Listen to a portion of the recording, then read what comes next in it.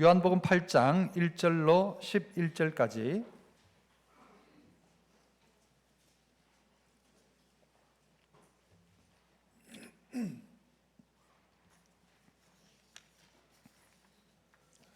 제가 1절 먼저 읽습니다. 요한복음 8장 1절로 11절. 예수는 감람산으로 가시니라.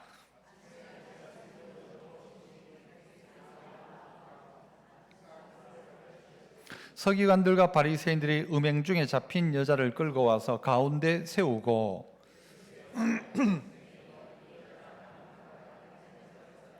모세는 율법에 이러한 여자를 돌로 치라 명하였거니와 선생은 어떻게 말하겠나이까?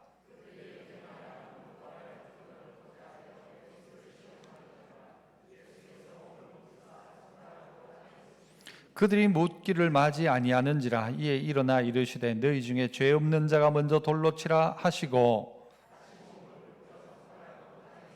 그들이 이 말씀을 듣고 양심의 가책을 느껴 어른으로부터 시작하여 젊은이까지 하나씩 나가고 오직 예수와 그 가운데 섰는 여자만 남았더라.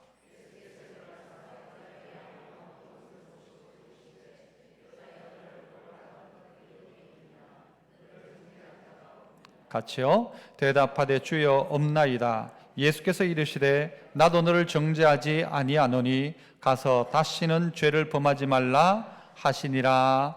아멘.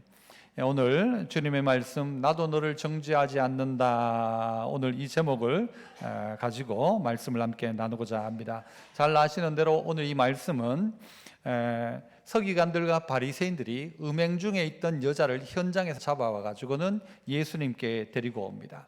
율법에는 이 음행하는 여자는 돌로 치라고 했는데 예수님이 이 여자를 돌로 칠까요 말까요? 라고 묻습니다.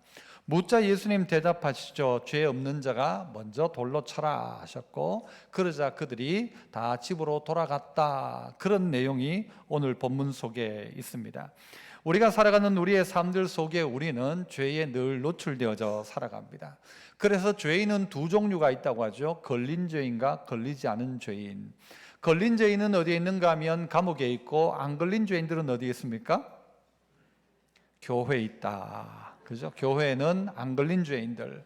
하지만 교회에 나온 이들 가운데 모두가 하나님 저는 죄인입니다 라는 이 마음으로 하나님 앞에 나오죠. 그런데 오늘 주님은 뭐라고 말씀하시는가? 음행하다가 잡혔던 현장범이었던 이 여자를 향하여서 나도 너를 정죄하지 않는다라고 그렇게 이야기를 하고 계십니다. 여러분, 이 본문 속에서 말씀하시는 주님이 나도 너를 정죄하지 않는다라고 이 여인에게 이야기했던 이 말씀은 과연 우리에게 어떤 의미를 주는가? 왜 예수님은 나도 너를 정죄하지 않는다라고 하셨을까요? 그 정죄하지 않는다라는 말의 의미를 우리가 한 세 가지로 다시 한번 찾아봤으면 좋겠는데요.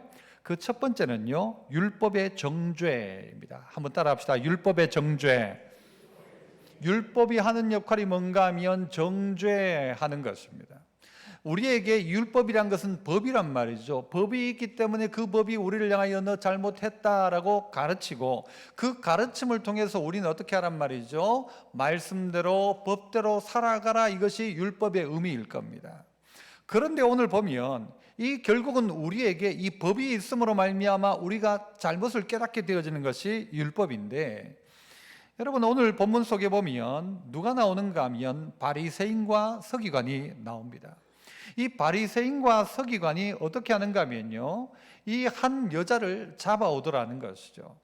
최근에 이 필리핀의 이야기를 가끔 듣게 되죠. 무슨 시사 프로그램에도 나오지만 이 셋업 범죄라는 게 있습니다. 셋업 범죄. 이건 뭔가 하면 다 판을 그렇게 깔아놓는 겁니다.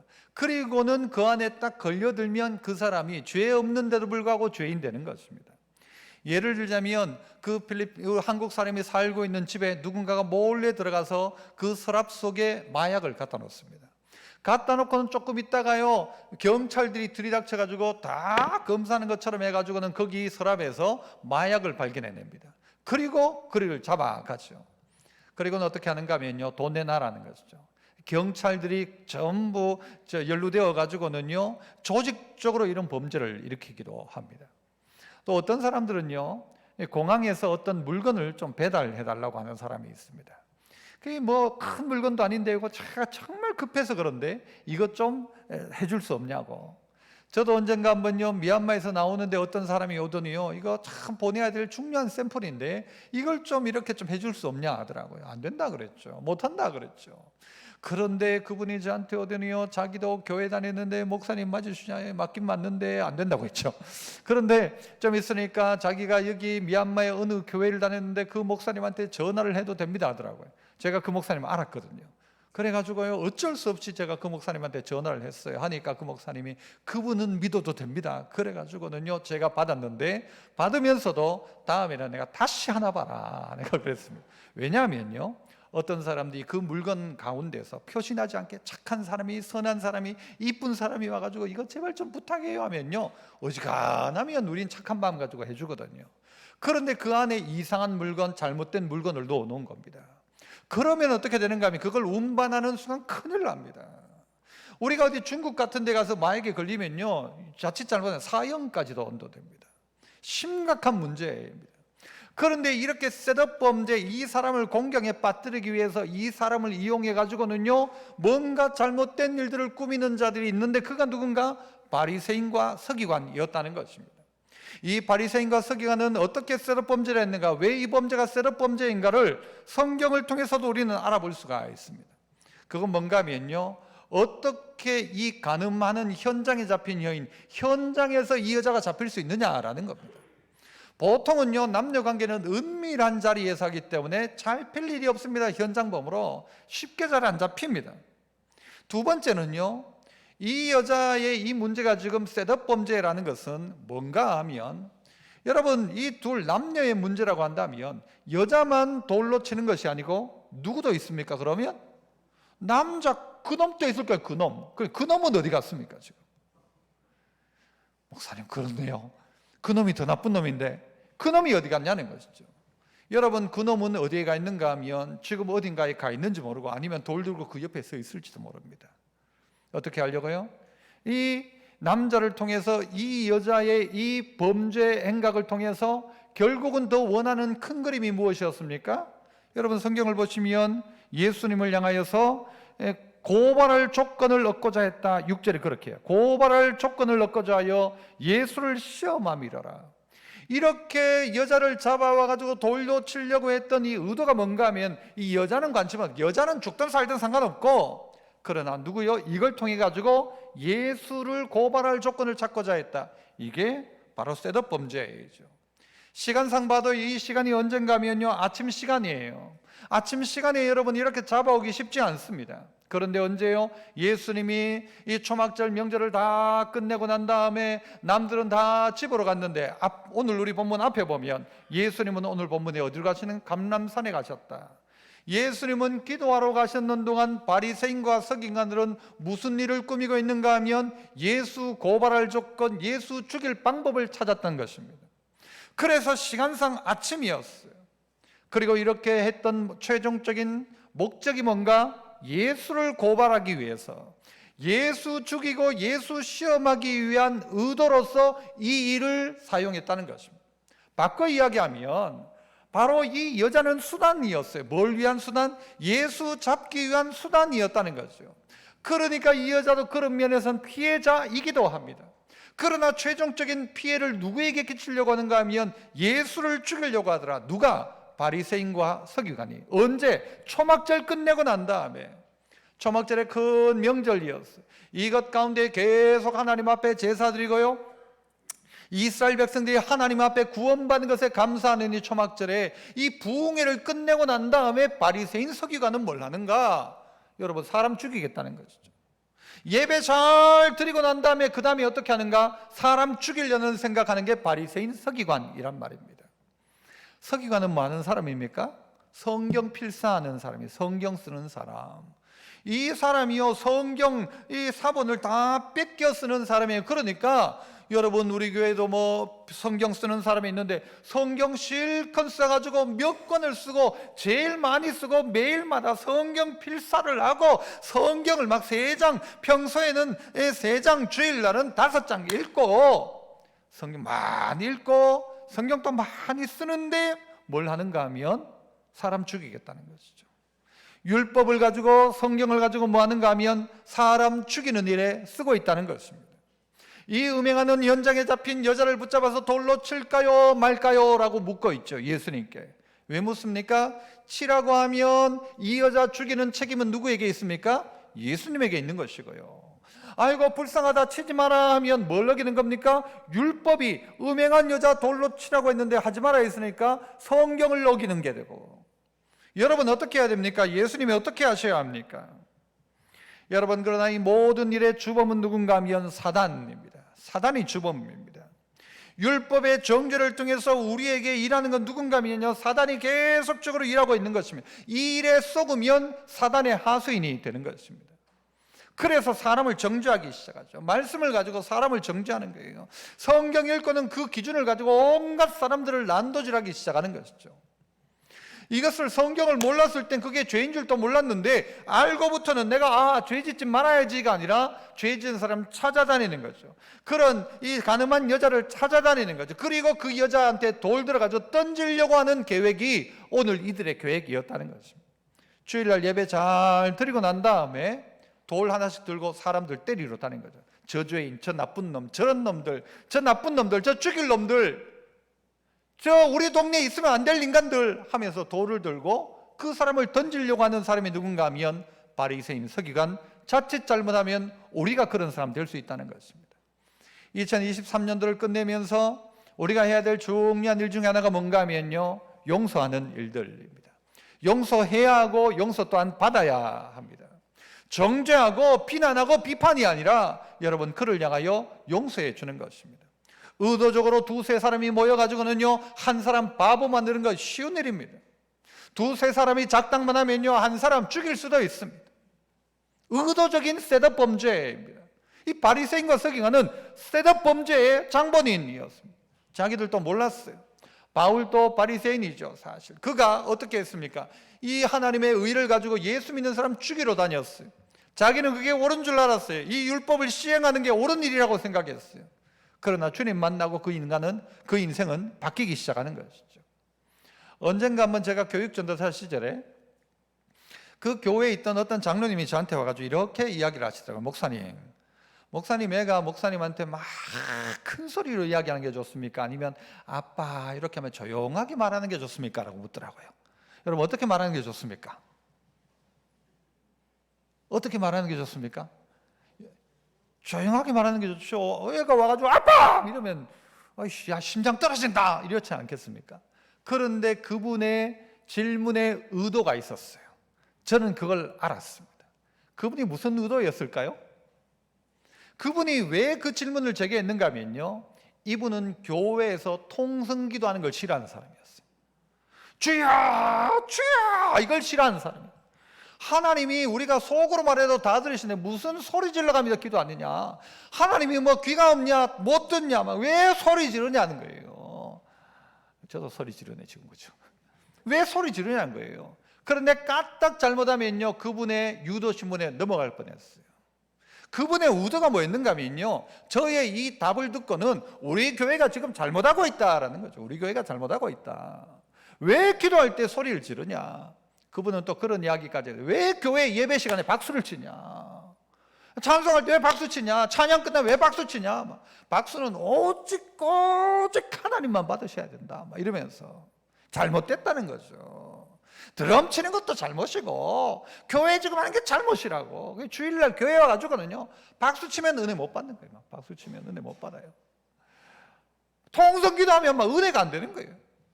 이러니까 이 사람은요 이 생각을 가지고 묻기 시작하는, 저에게 물었는데 까딱 잘못하면 제가 넘어갈 뻔했어요. 의도가 무슨 의도냐?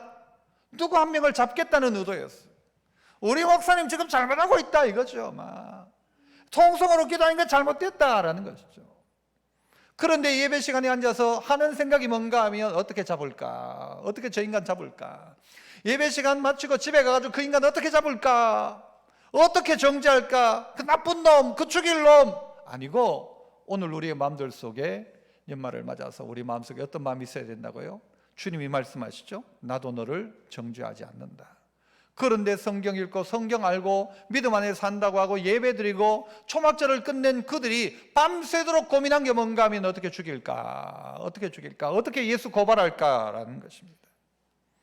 여러분, 우리에게도 이런 모습일 때가 있지 않습니까? 우리에게도 이런 삶을 살아갈 때가 있다는 것이죠.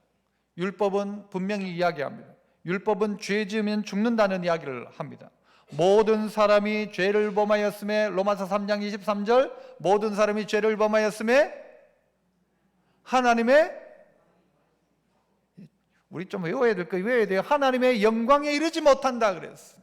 모든 사람이 죄를 범해서 하나님의 영광에 이르지 못한다. 그런데 어떻게 예수 그리스도의 속량으로 말미암아 우리가 값없이 구원받았다. 이게 우리라는 거죠. 모든 사람이 죄지었다는 거예요. 모든 사람이. 그런데 언젠가부터 내가 율법의 심판자가 되는 거예요. 그래서 나는 아닌 것처럼 생각하는 거예요. 그렇지 않은데, 여러분, 우리가 자칫 잘못하면 사단의 하수인이 될 수가 있습니다. 자칫 잘못하면 판단하고 정죄하는 게 내 일이 될 때가 있다는 것입니다. 이해하고 용납하고 받아들이는 게 아니라 정죄하고 찾아내고 들춰내는 것, 그렇게 살아갈 때가 있다는 것이죠. 은혜는 뭐냐? 덮어주는 것입니다. 우리의 죄를 어떻게 하세요? 주의 보혈로 덮으소서. 주의 은혜로 덮어주는, 그때 사람이 바뀌는 것이죠.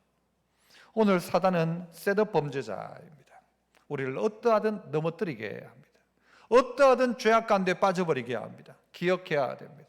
주님은 이야기합니다. 율법이 분명히 너를 정죄한다. 하지만 이 정죄의 끝, 죄의 끝은 사단이다. 사단이다. 이거 알아라. 나는 너를 정죄하지 않는다는 말은, 여러분, 율법은 정죄하고 있다라는 이야기죠. 율법의 심판이 반드시 있다라는 이야기이기도 합니다. 이 두 번째는요, 따라서 해봅시다. 양심의 회복. 7절부터 9절까지, 우리 좀 깁니다만 같이 한번 읽어봅시다. 7절부터 9절까지 시작. 그들이 묻기를 맞이 아니하는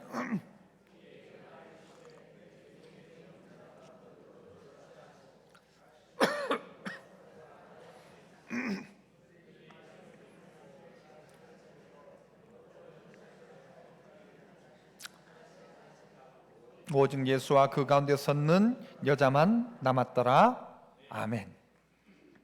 이들은 전부 돌을 하나씩 들었어요. 그리고 이 여자를 죽이겠다는 것이죠. 그리고 그 여자를 중간에 세워놓고 전부 다 빙 둘러섭니다. 그리고 묻죠. 이 죄가 이 여자를 어떻게 할까요? 라고 묻습니다. 그때 예수님께서 어떻게 하시는가 하면요, 자리에 앉으셔서는 손가락으로 땅에다 글자를 쓰십니다. 땅에 쓰시는데, 그런데 그 옆에 있던 사람이 계속 묻는 거예요. 어떻게 할까요? 죽일까요? 돌을 던질까요? 어떻게 할까요? 자꾸 묻는 거예요. 예수님 가만히 계십니다. 가만히 계시다가 일어나셔가지고 뭐라고 하시는가 하면, 너희 중에 죄 없는 자가 먼저 돌로 쳐라, 그렇게 하십니다. 가끔 사람들이 막 소리를 지를 때가 있습니다. 물을 때도 있고, 문제가 막 사람들이 다 돌 들고 지금 막 당장 예수 이 여자를 죽이려고 하는 그때에 예수님 어떻게 하시는가 하면요, 조용히 침묵하십니다. 조용히 침묵하십니다. 그들의 소리를 잠잠케 하시는 것이죠. 그리고 너희 중에 죄 없는 자가 먼저 돌로 쳐라. 그리고 다시 그 다음에는요, 다시 앉으셔가지고는 손가락으로 다시 글자를 쓰기 시작합니다. 예수님께서 무슨 글을 쓰셨을까요? 여기 이윤찬 무슨 죄, 이정숙 무슨 죄, 이렇게 쓰셨지 않겠나라는 사람도 있습니다만, 뭘 썼는지는 성경이 가르쳐주지 않지만 쓰고 계셨다, 말하고 계신 게 아니고 쓰고 계셨다라고 이야기를 합니다. 가끔 저도 설교를 할 때요, 설교의 톤이 점점 높아질 때가 있어요. 그러면은 이 졸리는 분들은요, 이 소리가 뭐처럼 들리는가? 앵앵앵앵앵앵앵 소리가 들려요. 계속 이야기가 들려지면요, 잠이 와요. 같은 톤으로 쭉 하면 잠이 와요. 이 사람들을 잠 깨우는 방법은요, 더 큰 소리로 하는 게 아니고 잠깐 동안 조용하는 거예요.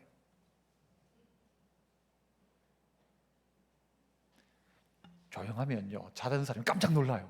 이게 무슨 일인가 싶어가지고, 자다가 깜짝 놀라는, 큰 소리에 놀라는 게 아니고요, 조용하면, 갑자기 조용하면 뭐야? 깜짝 놀랍니다. 마치 예수님께서요, 이 사람들을 향하여서 니는 안 그랬냐? 너들은 나쁜 자 아니냐? 라고 말씀하시는 게 아니고 조용히 앉으셨어요. 그리고는 그들에게 죄 없는 자가 먼저 돌로 쳐라 하시고는 다시 한번 그 자리에 가만히 계신 거예요. 가만히.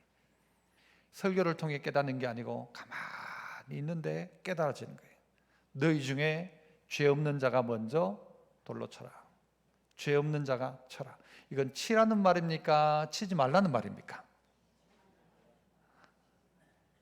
치라는 말이죠. 치라고 했잖아요. 치기는 치는데 죄 없는 자가 쳐라.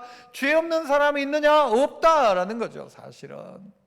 그러니까 예수님 말은요, 두 가지 조건을 다 맞춰낸 거예요. 여러분, 율법에 돌들어 치라고 했으니까 치라고 예수님 말씀하셨고, 하지만 죄 없는 자가 치려 했으니까 아무도 칠 자가 없는 거예요. 그런데 누가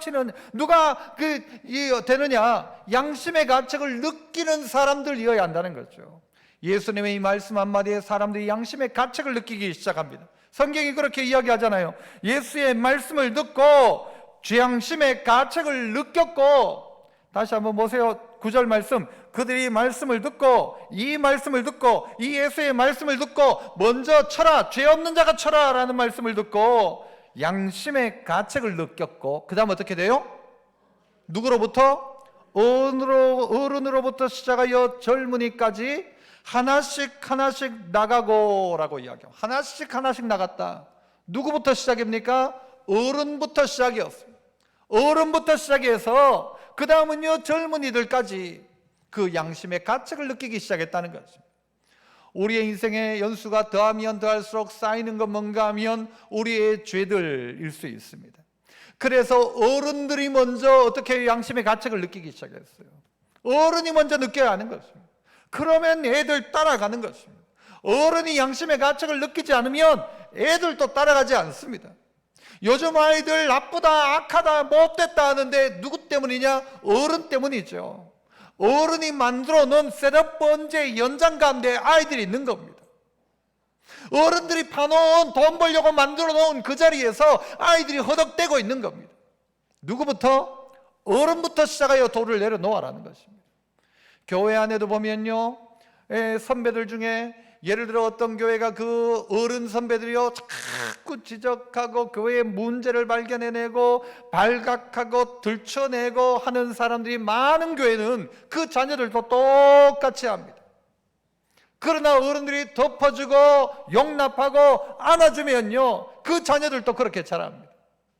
가정에서 애들이요 늘 지적을 받던 아이들 자라면요 그 아이들도 똑같이 남 지적합니다. 부모가 지적하면 자식도 똑같아진다는 것입니다. 누구부터예요? 어른부터 시작해서 양심의 가책을 받았다. 어른들이 양심의 가책을 받았다. 오늘 이 자리에 있는 우리 어른들이 먼저 양심의 가책을 받고 양심이 찔림을 받아야 돼요. 언제? 주님이 죄 없는 자가 먼저 돌로 쳐라 하실 그때 내가 과연 죄 없는 자인가 돌아봐야 하는 것입니다.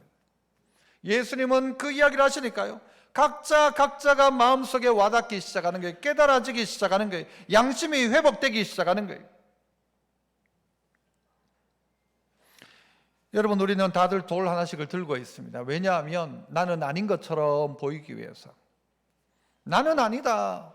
그래서요, 돌 던질 때 제일 큰 돌 들고 있는 사람이요 제일 자기는 아닌 척하는 사람이, 사실은 모두가 죄인인데, 사실 모두가 정죄할 자격이 없는 사람들인데 모여서 한 명 만드니까 막 그 사람 다 죽이려고 하는 거예요.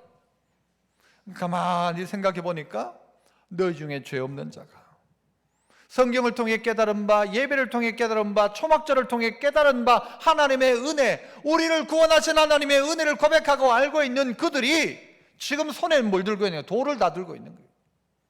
교회에 나오면서 이 자리 예배드리면서 주머니 속에 돌 하나 넣어놓고 짱돌 하나 넣어놓고 있는 거예요. 예배 마치고 나가면 너 걸리기만 걸려봐라, 막 짱돌로 막 던져본다.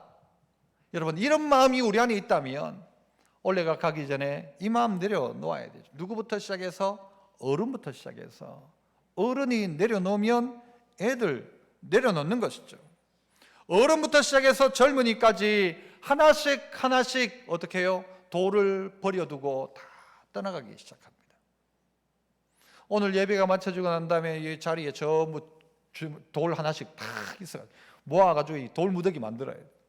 예배를 마치는 순간 우리의 가족가 들고 있었던 돌을 내려놓아야 되는데, 예배 마치고 돌 단단히 들고 가서 내가 누군가를 향하여 던지는 자이지 않는지 우리 자신을 살펴보아야 하는 것입니다. 가늠한 여자를 쳐다볼 것이 아니라 이제 자기 자신을 쳐다보기 시작하는 것입니다. 나도 똑같은 죄인이라는 사실을 깨닫기 시작하는 것이죠. 그래서 우리의 인생의 문제를 보면요, 정죄함으로 말미암아서 인생이 바뀌지는 않습니다. 사람이 바뀌는 건 용서를 통해 바뀌는 것입니다. 용서하니까 바뀌죠. 저희 어머니에게 저는 어떤 존재일까요? 저에게서 저희 어머니는 어떤 존재입니까? 끝없는 용서의 대표적인 인물이 어머니이죠. 엄마는 다 용서해줘요. 얘가 잘못이 아니고 잘못 키운 내가 잘못입니다. 그게 엄마죠. 어머니의 용서가 없다면 오늘 우리가 있을 수 있습니까? 지었던 죄 그대로 돌 하나씩 던졌다면 우리는요, 이미 머리가 깨지고 박살나가지고 다 끝났을 우리의 인생들입니다. 그런데 누군가의 용서로 말미암아 오늘 우리가 이 자리에 있다라는 것이죠. 언젠가 한번 운전을 하고 가다가 보니까요, 그 이제 딱 끊는 그 자리에 경찰이 딱 이렇게 단속하는 자리가 있잖아요. 잘 단속하는 자리는 어떤 자리인가 하면 잘 걸리는 자리에 경찰도 단속을 하거든요. 이것도 문제예요, 사실은. 잘 걸리는 자리를 잘 해서 문제 없도록 만들어 놔야 되는데, 경찰이 지난주에 한번 걸렸잖아요, 제가. 7만 원, 7만 원. 지금. 그런데요, 경찰 단속하는 그 자리에 어떤 사람이 서 있는 거예요. 알고 봤더니요, 그 사람이 걸린 거예요. 걸리가 딱지를 떼고는 기분 나빠가지고, 내만 그랬냐, 내만. 내하고 같이 들어가 다 잡자, 이거 다 잡아라. 경찰 집에 가지도 못하고 계속 그 자리에 다 잡아내는 거예요. 잡아라, 저거. 경찰이 옆에서 가지고 경찰 아니면서 왜 내만 잡냐 이거죠. 우린 대부분 이럴 때가 많습니다. 아이고 잘못했습니다 아니고, 아니 남들도 다 하는데 내만 했다고 걸린 내만 억울하다는 거예요. 억울합니까 여러분? 잘못했으니까 7만 원 내죠.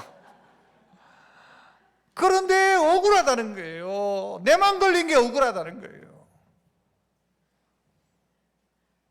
모두가 죄인인데 다 돌 들고 있는데, 돌 들고 있으면 아닌 척이죠. 나 아닌 것처럼. 안 걸리면 죄인 아닌 것처럼. 그런데 여러분, 주님은 우리에게 뭐라고 말씀하시는 것입니까? 다 똑같다. 니나 가나 똑같아. 똑같이 죄인이다라는 거예요. 똑같이 연약한 존재라는 거예요. 하지만 예수님의 음성 한마디에 사람들은 깨닫기 시작합니다. 깨어난 양심이 어떻게 합니까? 그 엄청난 사람을 죽이려고 모인 인파들의 그 파도와 같은 그 분노를 잠잠하게 만들어 버리는 것입니다. 언젠가 봤더니 이제 그 자리에 돌 들고 있던 사람은 다 없고 그 자리에 뭐만 남아있는가? 내려놓은 돌들만 그 자리에 가득 남아있더라는 것입니다. 그리고 주님과 이 여자만 그 자리에 남겨져 있었습니다. 이 바리새인과 서기관의 말씀은요, 그가 읽고 그가 깨달은 말씀은 사람을 죽이는 말씀이었어요. 사람을 죽이는 것이에요. 율법을 실컷 보고는 뭐 하는가? 자기를 돌아보는 게 아니고 사람 죽이려고 어떤 놈이 범죄했는가 찾아내기 위해서 다니는 게 바리새인 서기관이었다면, 예수님의 말씀 한마디는 그들의 손에 들었던 돌을 내려놓게 하시더라는 것이죠. 바리새인과 서기관은 돌을 들게 만들었고, 예수님은 그들의 손에 돌을 내려놓게 만드셨다는 것입니다. 마지막 세 번째는요, 용서로 책임입니다. 한번 따라합시다. 용서로 책임. 나도 너를 정죄하지 않는다는 말은요, 내가 너를 용서함으로 내가 책임진다, 이런 의미가 있다는 것입니다. 그래, 너 용서해 줄게, 쉬운 말이죠. 애가 뭐 잘못해서 그래 아빠가 용서해 줄게, 너무 쉬워요 용서가. 그러나 주님의 용서는 그런 쉬운 용서가 아니라는 것입니다. 주님의 용서는 어떤 용서입니까? 다시는 가서 죄를 짓지 말라고 이야기합니다. 자, 10절 11절, 예수께서 일어나사 여자 외에 아무도 없는 것을 보시고 이르시되, 여자여, 너를 고발하던 그들이 어디 있느냐? 너를 정죄한 자가 없느냐? 11절 같이 시작. 대답하되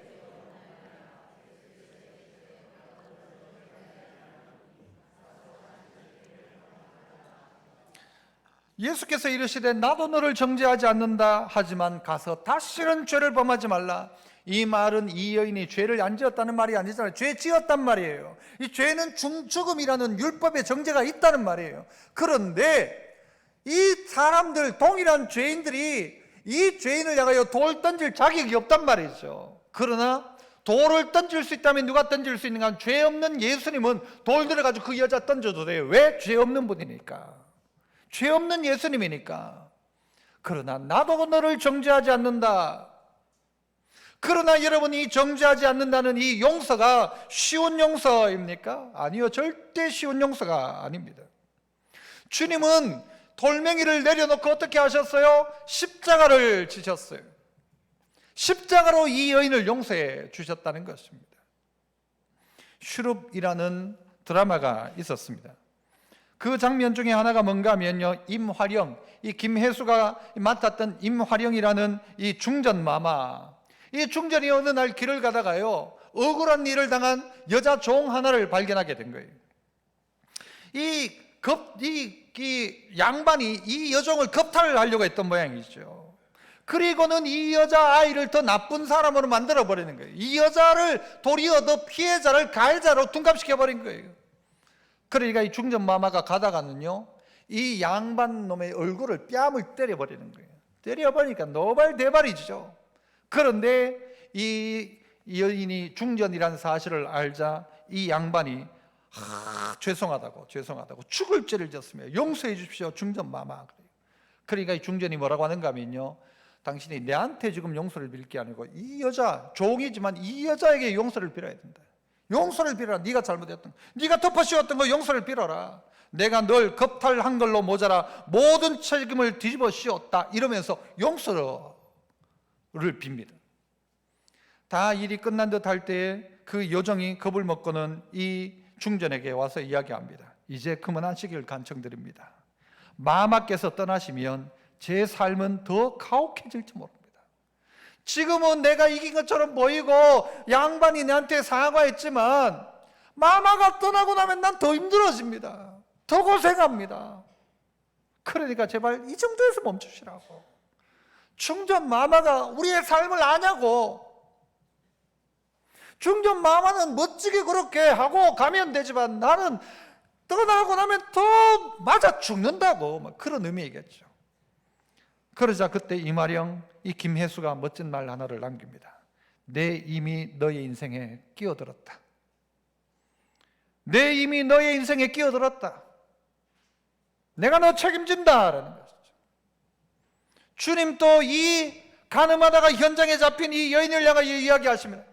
나도 너를 정죄하지 않는다. 이 말은 뭐예요? 내가 너의 인생에 끼어들었다. 다시는 가서 죄짓지 마라. 주님 우리의 인생에 끼어드시는 것입니다. 주님 끼어드는 만큼 손해예요, 사실은. 그런데 끼어드신 거예요. 책임지겠다는 것이죠. 주님은 우리의 인생에 끼어드셔가지고 엄청난 고초를 겪으셨습니다. 돌이 아니라 십자가의 고통을 당하셨습니다. 로마서 8장 31절, 그런즉 이 일에 대하여 우리가 무슨 말하리요? 만일 하나님이 우리를 위하시면 누가 우리를 대적하리요? 만약 하나님이 우리의 인생 가운데 끼어들면 누가 우리를 대적하리요? 누가? 이 로마서 8장에 계속 누가라고 이야기합니다. 32절, 자기 아들을 아끼지 아니하시고 우리 모든 사람을 위하여 내주시니가 어찌 그 아들과 함께 모든 것을 우리에게 주시지 아니하겠느냐. 33절, 누가 너희 하나님께서 택하신 자들을 고발하리요? 하나님이 택한 이 여인을 누가 고발하리요? 의롭다 하시니는 하나님이시니 정죄하지 않는다 하시니가 주님이신데 누가 이 여자를 정죄하리요? 다시는 죄를 짓지 않겠다는데 이 여자를 누가 정죄하리요? 34절, 누가 정죄하리요? 죽으실 뿐 아니라 다시 살아나신 이는 그리스도 예수시니 그는 하나님 우편에 계신 자요 우리를 위하여 간구하시는 자다. 누가 정죄하리요? 죄 없으신 예수님도 정죄하지 않는데 똑같은 죄인인 우리가 뭘 정죄할 자격이 있습니까? 35절, 누가 우리를 그리스도의 사랑해서 끊으리요? 39절, 높음이나 깊음이나 다른 어떤 피조물이라도 그 어떤 피조물도 우리를 우리 주 그리스도 예수 안에 있는 하나님의 어디에서요? 사랑에서 어떻게 할 수 없다? 끊을 수 없다.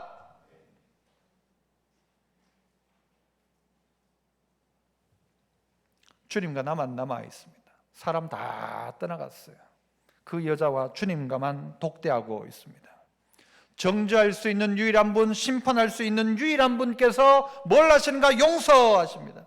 그냥 용서한다, 좋은 말로의 용서가 아니라 그분이 어떻게 해요? 죽지 말아야 할 그분이 정죄를 받고 십자가에 죽어주심으로 우리 죄를 대신했다.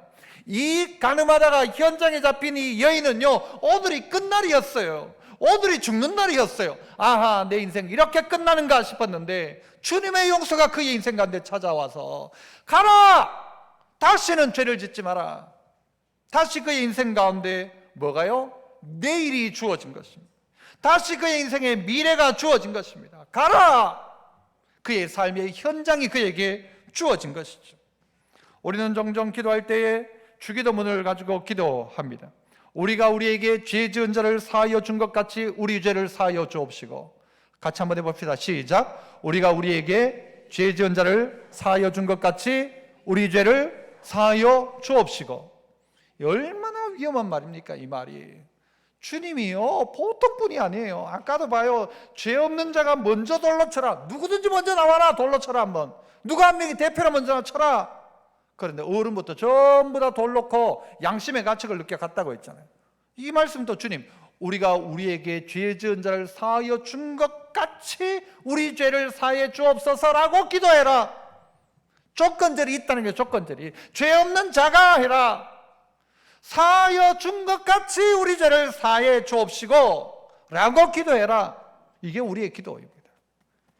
우리가 우리에게 죄 지은 자가 있다는 말이에요. 죄 지은 자가 있어요. 분명히 잘못했어요. 그런데 그 사람 용서해라. 그래야 네가 이 기도할 수 있다. 우리 죄를 사하여 주옵시고 할 수 있다. 네가 그 사람을 헤아리는 헤아림으로 너는 도로 헤아림을 받을 것이다. 그러나 네가 그 일을 헤아려 주지 않으면 너도 헤아림 없다라는 것이죠. 그 사람의 형편을 헤아려 줬냐? 그러면 너도 헤아림을 받는다.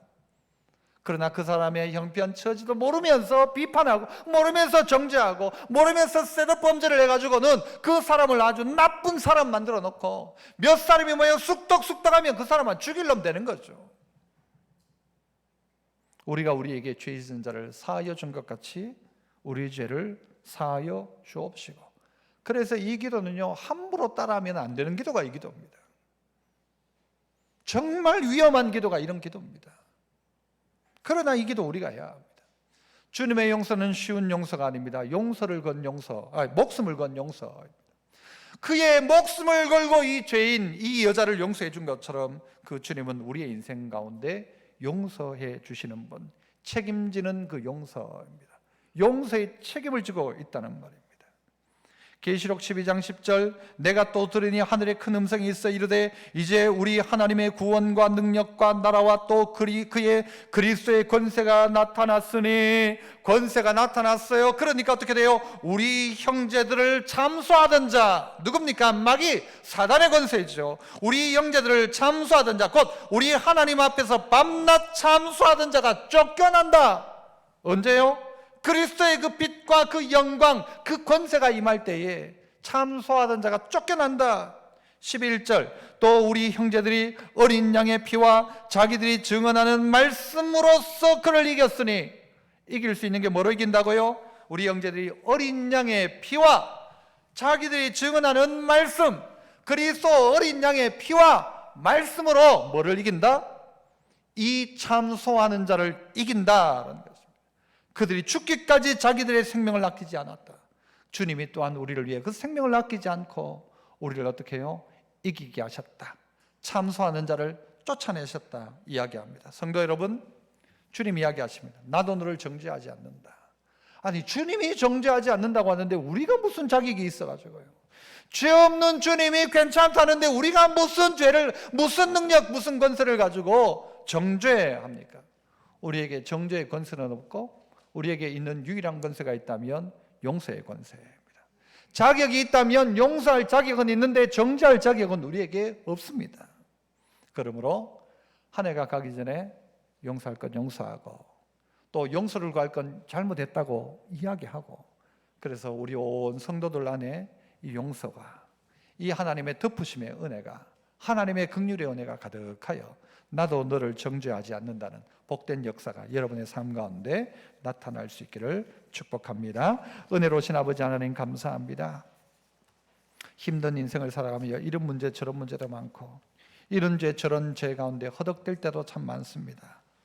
어떨 때 나는 안 그런 것처럼 남을 향하여 손가락질하고, 남을 향하여 짱돌을 하나씩 들고 던지려고 그렇게 분노에 가득 차서 누구 이야기하면 나쁜 놈이라고 이야기하고, 누구를 이야기하면 또 그놈도 나쁜 놈이라고 이야기하고, 우리 속에는 전부 정죄의 칼날만 가득하여 있습니다. 오늘 예배 통하여 짱돌을 내려놓게 하여 주시고, 오늘 나도 너를 정죄하지 않는다고 내가 용서받았는데 용서받은 내가 용서하게 하시고, 용서해야 용서받는다 하셨기에, 헤아려줘야 헤아림 받는다 했기에, 우리 삶 속에 주님의 말씀 꼭 붙들고 정말 나도 너를 정죄하지 않는다라는 말씀이 우리 입술 가운데도 고백되어지게 하옵소서. 예수님 이름으로 기도합나이다. 아멘.